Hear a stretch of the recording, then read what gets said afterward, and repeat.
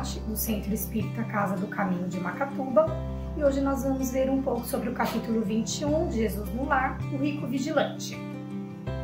Então Tiago, o apóstolo mais velho de Jesus, um dia conversava sobre as ânsias, sobre os benefícios da riqueza, que é tão comum entre nós, né? E findando o debate, Jesus contou uma história.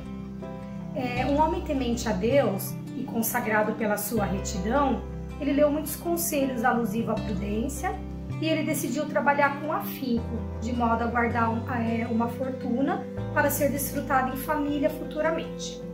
Depois de algumas orações, ele se pôs a trabalhar em diversas empresas, aflito e ansioso para alcançar esses tão desejados bens, essa tão desejada fortuna. E assim ele fez, por 20 anos consecutivos. Ele formou um patrimônio de alguns milhões. Quando ele parou de trabalhar, ele estava certo que ele ia desfrutar dessa riqueza, desses milhões que ele tinha conquistado. Só que ele, desapontado, ele percebeu que a sua vida tinha mudado sem que ele sequer percebesse. O lar, que antes era simples, cheio de alegria, ele se tornou um ambiente sombrio. A sua esposa, ela se tornou escrava de 1000 obrigações.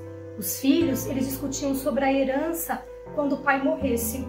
Os amigos, ele não tinha mais. E os vizinhos o olhavam com inveja e com arrogância. E as autoridades da sua comunidade obrigavam ele a realizar atitudes que não condiziam com os desejos do seu coração.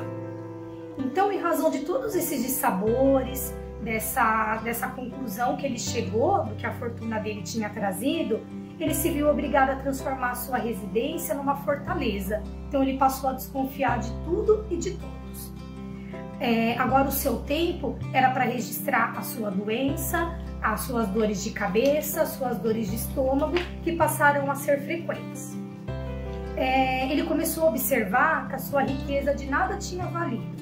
Então, em uma certa noite, em lágrimas, ele orou, suplicando a inspiração do Senhor. Então, um anjo em sonho apareceu e lhe deu algumas instruções, que eu vou ler para vocês. Toda fortuna que corre, à maneira das águas cristalinas da fonte, é uma bênção viva, mas toda riqueza em repouso inútil é poço venenoso de águas estagnadas. Por que existe um rio quando o simples copo d'água te sacia a sede? Para que toda a comunidade pudesse desfrutar da sua riqueza. Então, após essa mudança que o caçador decidiu ter, os mais próximos estranharam as suas atitudes. Alguns acharam que ele estava louco, mas o seu coração ele conservava a alegria. Ele sabia que ele estava fazendo o correto. Então, assim que Jesus silenciou, Tiago exclamou: Senhor, que ensinamento valioso e sublime! Jesus sorriu e respondeu: Sim, mas apenas para aqueles que tiverem ouvidos de ouvir e olhos de ver. Então, quais são as lições que essa passagem mostra pra gente? Primeiro, o tempo gasto juntando fortuna. Então, primeiro, para o que nós vamos utilizar essa fortuna? Segundo, o tempo perdido com o que realmente importa e é agradável a Deus. Então, enquanto ele acumulava a sua fortuna, que ele achou que ele poderia desfrutar junto à família, os filhos, os amigos, a esposa, ele perdeu tempo, um tempo valioso que ele podia ter conservado com essas mesmas pessoas. Então, será que a gente não está juntando fortunas que muitas vezes vão ser inúteis e desperdiçando tempo ao lado das pessoas que merecem a nossa atenção? Nós temos que ter as nossas economias, que são fruto do nosso trabalho, inclusive nós trabalhamos, porque sim, nós precisamos financeiramente, né, sobreviver, nós precisamos guardar dinheiro para futuras emergências. Então, o problema não é nós guardarmos dinheiro para uma necessidade futura. A questão é as fortunas que nós estamos guardando em troca de abrir mão, de repente, de prazeres, de convivência, de um tempo que a gente pode dedicar a pessoas e coisas que são agradáveis a Deus. Então, que nada mais é do que a caridade e o amor ao próximo.